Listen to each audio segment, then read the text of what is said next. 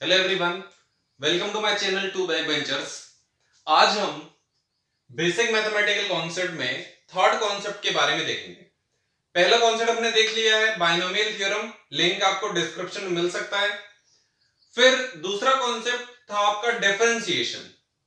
अब आज हम पढ़ेंगे इंटीग्रेशन के बारे में। देखिए, मैं सिर्फ उतना ही इंटीग्रेशन पढ़ाऊंगा जो आपके फिजिक्स में काम आने वाला है। मतलब जितने भी डेरिवेशंस रहेंगे उनमें ये जो मैं पढ़ा रहा हूं वो काम आएगा। लेकिन यदि आप ऐसा कुछ सोच रहे हैं कि आप सारे इंटीग्रेशन के क्वेश्चन सॉल्व कर लेंगे तो ऐसा नहीं है। मैथमेटिक्स में एक अलग से ही टॉपिक रहता है, अलग से चैप्टर रहता है। आप वहां पर इस इंटीग्रेशन के बारे में समझेंगे। सबसे पहले देख लेते हैं इस टॉपिक में इंटीग्रेशन का मतलब क्या होता है। देखिए, इंटीग्रेशन का मतलब होता है चीजों को जोड़ना। छोटी से चीज से जब आप एक बहुत बड़ी चीज की वैल्यू पता लगा लेते हैं तो उस चीज को कहते हैं हम इंटीग्रेशन।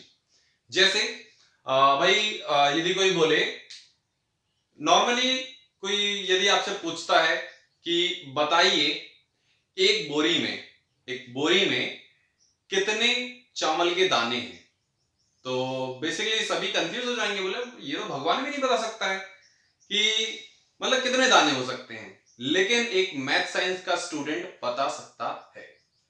कैसे? इंटीग्रेशन से। सबसे पहले क्या करें, छोटा सा एरिया लें। मतलब ये सपोज बोरा है, ये बोरा है, उसका छोटा सा एरिया लिया। उसका मैंने क्या किए, जितने भी चावल के दाने थे वो निकाल लिए। लाइक सपोज 100-200 जितने भी थे। फिर उसी एरिया को पूरा का पूरा इंटीग्रेट कर दिया और आपको पता चल जाएगा कि पूरे चावल के बोरे में कितने चावल के दाने हैं। ठीक है, अभी आपको ये थोड़ा ऊपर ऊपर से निकला होगा, समझ में नहीं आया होगा, बट आप जब इस इंटीग्रेशन के बारे में समझते हैं, पढ़ते हैं, तो आपको ये पता चलने लगता है कि कैसे हम छोटी सी चीज से बड़ी चीज कैसे पता लगा सकते हैं। अब देखते हैं भाई इसमें करना क्या है। देखिए, लाइक इंटीग्रेशन तो हमने देख लिया भाई, चीजों को जोड़ना, चीजों को जोड़ने को अपन कहते हैं इंटीग्रेशन।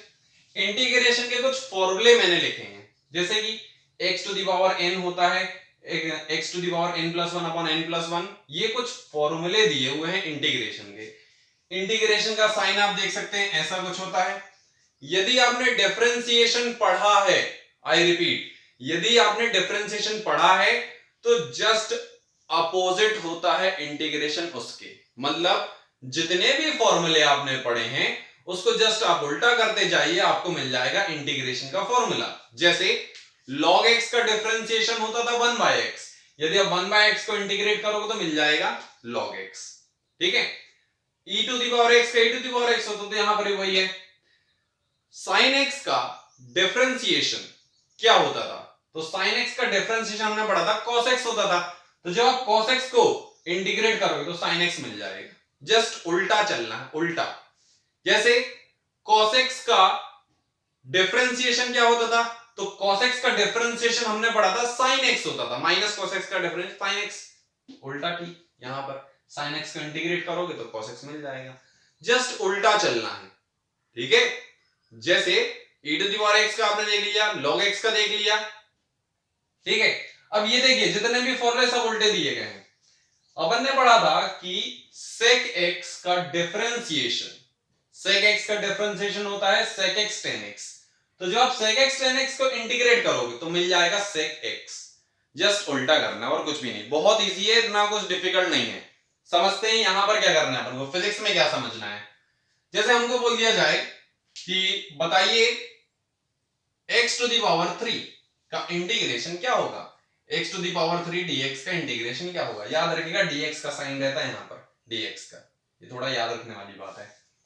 अब x टू द पावर 3 का इंटीग्रेशन, तो फॉर्मूला है x to the power n plus one upon n plus one. तो x to the power n plus one मतलब x to the power 3 plus वन कितना होगा, x टू द पावर 4, और यही जो पावर हो नीचे आ जाएगी, मतलब 4 प्लस c। ये हो गया इसका integration, x to the power 4 divide by 4। ऐसे अपन इंटीग्रेट करते हैं।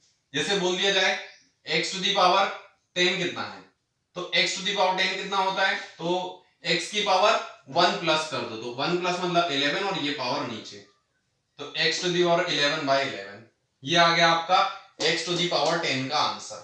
ठीक है, लेकिन ये जो मैंने फॉर्मूला लिखा है ये सिर्फ एक चीज के लिए वैलिड नहीं है, जब x टू दी पावर -1 हो। मतलब ऐसा कुछ दे दिया जाए कि x टू दी पावर -1 का इंटीग्रेशन क्या होता है, तो आप बोलोगे sir x to the power -1 में 1 और ऐड कर देंगे तो 0 हो जाएगा, 0 1 आंसर आ जाएगा। तो ऐसा नहीं है। ठीक है, आप कुछ लोग ऐसा सोच रहे होंगे sir x to the power, जैसे यहां पर किया था 10 + 1 अपॉन 10 + 1, वैसे यहां पर भी कर देंगे -1 + 1 डिवाइड बाय -1 + 1। तो ये रॉन्ग है, क्योंकि x टू दी पावर -1 का आंसर होता है कितना, log x। अभी अपन ने देखा है 1/x का इंटीग्रेशन log x। ये याद रखने वाली चीज है, आप अच्छे से याद रखेंगे। ठीक है, अभी वो आपको समझ में आया होगा कैसे क्या करना है। अब ये तो हमने देख लिया कि इंटीग्रेशन जो है वो ऐसे ऐसे फॉर्मूले से कर देते हैं, कोई दिक्कत होती नहीं है, सीधे फॉर्मूला लगाओ आंसर आ जाएगा। यहां पर कुछ थ्योरम्स के बारे में भी पढ़ते हैं। दो थ्योरम है जो फिजिक्स में काम में आने वाली है। पहली थ्योरम रहती है कांस्टेंट थ्योरम। तो कांस्टेंट थ्योरम मतलब कि जैसे c x to the power 4 है, मतलब इसको कह दो कि 4x टू दी पावर 4, या फिर ऐसा कह सकते हैं कि 5x टू दी पावर 4। तो इसका इंटीग्रेशन 5 बाहर आ जाएगा और अंदर आएगा x to the power 4 plus 9, इतना बस इंटीग्रेट होगा 5x टू दी पावर 4। जब आप इसको इंटीग्रेट करोगे तो आंसर कितना जाएगा, x की पावर 4 + 1 मतलब 5 डिवाइड बाय 4 + 1 मतलब 5। तो ये कैंसिल, आंसर आ गया x टू दी पावर 5। ये पहली थ्योरम है जिसको अपन कांस्टेंट थ्योरम कहते हैं, जहां पर ये बोला जाता है कि जब भी एक ऐसे वेरिएबल का इंटीग्रेशन किया जाएगा जहां पर आपका कांस्टेंट दिया हुआ है, तो कांस्टेंट जो है वो कहां आ जाएगा, बाहर आ जाएगा, और बाकी सिर्फ वेरिएबल का बस इंटीग्रेशन होगा। कांस्टेंट बाहर आ जाएगा, कांस्टेंट इंटीग्रेट नहीं होता है। ठीक है, और आपका ये जो वेरिएबल है उसका बस इंटीग्रेशन होगा। ये आप समझ गए होंगे कैसे करना है। दूसरी थ्योरम के बारे में देखते हैं। दूसरी थ्योरम कहती है, ये कहती है भाई, integration of x plus minus y plus minus z, ABC लिख दो, u v w, ये ऐसा दिया गया है। मतलब 3 टर्म्स दी गई है, उसको इंटीग्रेट करना है, बीच में प्लस माइनस का साइन है, तो एक एक करके सबको इंटीग्रेट करेंगे। पहले u dx को इंटीग्रेट करो प्लस माइनस, फिर v dx को इंटीग्रेट करो प्लस माइनस, फिर w dx को इंटीग्रेट करो। ये इंटीग्रेशन अपना ऐसा होगा, जैसे क्वेश्चन हमको बाय चांस दे दिया जाए इसी के फॉर्म में कि सर आपको इंटीग्रेट करना है x to the power 5 plus sine x plus e to the power x, minus ले लो यहां पर, इसको इंटीग्रेट करना है और यहां पर दिया गया dx। ठीक है, तो ये जो इंटीग्रेशन का साइन है ये सभी में डिस्ट्रीब्यूट होगा।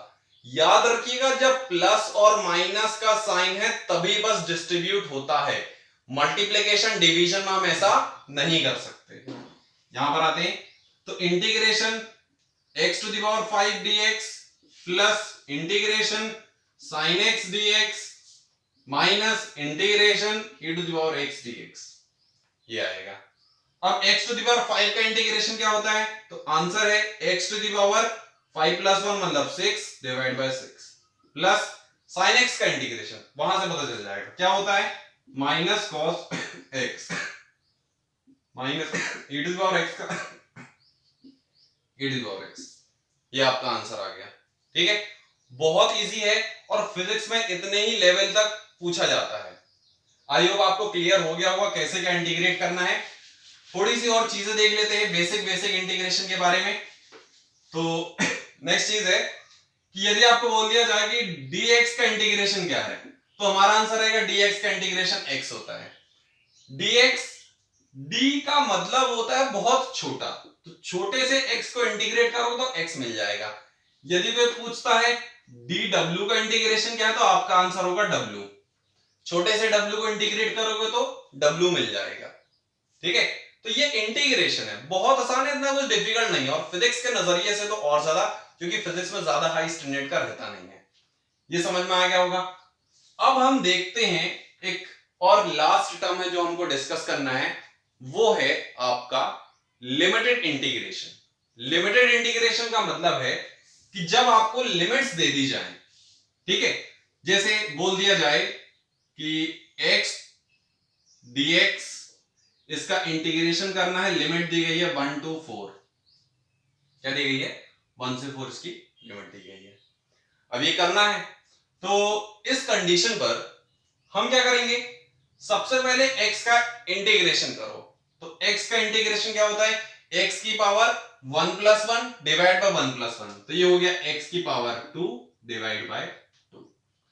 लिमिट लगा दो, और फिर लिमिट क्या है, तो ये है 1 से लेके 4, ये लिमिट लिखी है। अब ये लिमिट यहां पर लगाएंगे, कैसे लगाएंगे, तो आंसर है भाई सीधी सिंपल सी, आप यहां पर लिमिट लिखते जाओ। पहले बड़ी लिमिट अपर लिमिट लिखी तो हो गया 4 की पावर 2 डिवाइड बाय 2, मतलब x की जगह पहले 4 लिख दो, माइनस फिर x की जगह लिख दो 1, तो 1 का स्क्वायर डिवाइड बाय 2, तो ये हो जाएगा कितना 16 - 1 डिवाइड बाय 2, 16 - 1 कितना होता है 15/2। ये हो गया आपका क्या, लिमिटेड इंटीग्रेशन। बहुत आसान है, इतना कुछ डिफिकल्ट भी नहीं है, जस्ट आपको वहां पर लिमिट्स लगाने को बोल दिया जाए, मतलब आपको लिमिट लिखना है और सॉल्व कर देना है, कुछ डिफिकल्ट नहीं है। चलिए कुछ और फंक्शंस लेके कर लेते हैं, फंक्शंस देखते हैं कुछ और, जैसे सपोज ट्रिग्नोमेट्रिक फंक्शंस दे दिए जाएं, जैसे हमको दे दिया गया कि बताइए sin x dx का इंटीग्रेशन क्या होगा। sin x dx का इंटीग्रेशन लिमिट दी गई है 30 से 60, 30 से, तो इस कंडीशन पर मैं क्या करूंगा, सबसे पहले sin x का इंटीग्रेशन करूंगा, क्या आ जाएगा cos x, और इसके ऊपर मैंने लिमिट लगा दी 30 से 60, 30 से 60। अब क्या करना है, एक बार वैल्यू पहले मैंने 60 रखी तो माइनस cos 60, फिर 30 रखी तो हो गया प्लस cos 30। अब मुझे बस इसकी वैल्यू रख देना है cos 60 की। cos 60 की वैल्यू कितनी होती है 1/2 प्लस cos 30 की √3/2, तो ये आंसर आ जाएगा आपका √3 - 1/2। ये हो गया आपका आंसर। ये हमने लिमिटेड इंटीग्रेशन भी देखा और नॉर्मल इंटीग्रेशन भी देखा। ये बेसिक इंटीग्रेशन था जो आपका फिजिक्स में काम में आएगा। यदि सपोज आपको वीडियो अच्छी लगी हो, पसंद आया हो, समझ में आया हो सब कुछ, तो आप वीडियो को लाइक कर सकते हैं, शेयर कर सकते हैं और हमारे चैनल को सब्सक्राइब कर सकते हैं। Thank you.